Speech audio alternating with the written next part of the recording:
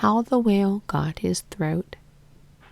In the sea, once upon a time, oh my best beloved, there was a whale, and he ate fishes. He ate the starfish, and the garfish, and the crab, and the dab, and the plaice, and the dace, and the skate, and his mate, and the mackerel, and the pickerel, and all the really, truly, twirly-whirly eel. All the fishes he could find in all the sea he ate with his mouth, so, till at last there was only one small fish left in all the sea, and he was a small 'stute fish, and he swam a little behind the whale's right ear, so as to be out of harm's way. Then the whale stood up on his tail and said, "I'm hungry." And the small 'stute fish said in a small 'stute voice, "Noble and generous cetacean, have you ever tasted man?" "No," said the whale. "What is it like?" "Nice," said the small 'stute fish. "Nice, but nubbly." "Then fetch me some," said the whale, and he made the sea froth up with his tail. "One at a time is enough," said the 'stute fish. "If you swim to latitude 50 north, longitude 50 west, that is magic. You will find, sitting on a raft and in the middle of the sea, with nothing on but a pair of blue canvas breeches, a pair of suspenders, you must not forget the suspenders, best beloved, and a jackknife, one shipwrecked mariner, who, it is only fair to tell you, is a man of infinite resource and sagacity." So the whale swam and swam to latitude 50 north, longitude 40 west, as fast as he could swim. And on a raft in the middle of the sea, with nothing to wear except a pair of blue canvas breeches, a pair of suspenders, you must particularly remember the suspenders, best beloved, and a jackknife, he found one single solitary shipwrecked mariner, trailing his toes in the water. He had his mummy's leave to paddle, or else he would never have done it, because he was a man of infinite resource and sagacity. Then the whale opened his mouth back and back and back, till it nearly touched his tail, and he swallowed the shipwrecked mariner, and the raft he was sitting on, and his blue canvas breeches, and the suspenders, which you must not forget, and the jackknife. He swallowed them all down into his warm, dark inside cupboards, and then he smacked his lips, just so, and turned round 3 times on his tail. But as soon as the mariner, who was a man of infinite resource and sagacity, found himself truly inside the whale's warm, dark inside covers, he stumped and he jumped and he thumped and he bumped and he pranced and he danced and he banged and he clanged and he hit and he bit.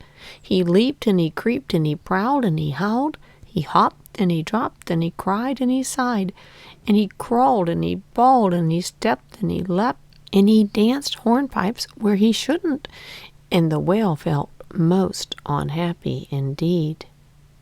Have you forgotten the suspenders?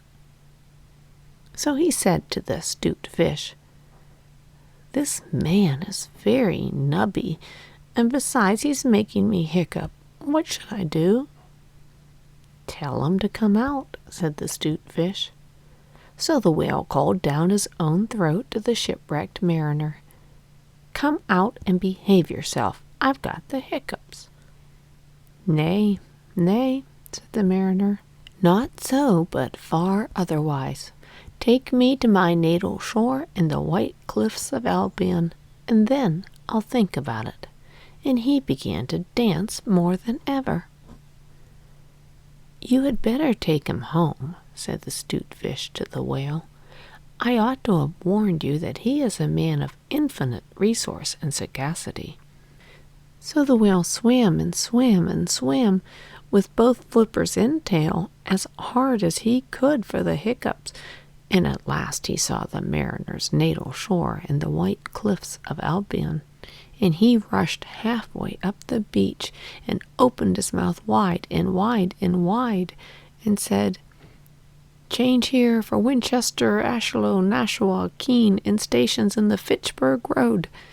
And just as he said Fitch, the mariner walked out of his mouth. But while the whale had been swimming, the mariner, who was indeed a person of infinite resource and sagacity, had taken his jackknife and cut up the raft into a little square grating all running crisscross, and he had tied it firm with his suspenders. Now you know why you were not to forget the suspenders. And he dragged that grating good and tight into the whale's throat, and there it stuck. Then he recited the following sloka, which, as you have not heard it, I will now proceed to relate. By means of a grating I have stopped your aiding. For the mariner he was also a Hibernian, and he stepped out on the shingle and went home to his mother, who had given him leave to trail his toes in the water, and he married and lived happily ever after. So did the whale.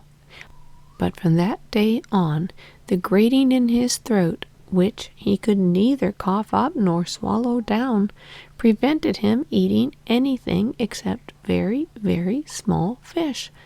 And that is the reason why nowadays he never eats men or boys or little girls. The small stewed fish went and hid himself in the mud under the door sills of the equator. He was afraid that the whale might be angry with him. The sailor took the jackknife home. He was wearing the blue canvas breeches when he walked out on the shingle. The suspenders were left behind, you see, to tie the grating with, and that is the end of that tale. When the cabin portholes are dark and green because of the seas outside, and the ship goes wop with a wiggle between, and the steward falls into the soup tureen, and the trunks begin to slide. When nursery lies on the floor in a heap, and mummy tells you to let her sleep, and you aren't waked or washed or dressed, why then you will know, if you haven't guessed, you're 50 north and 40 west.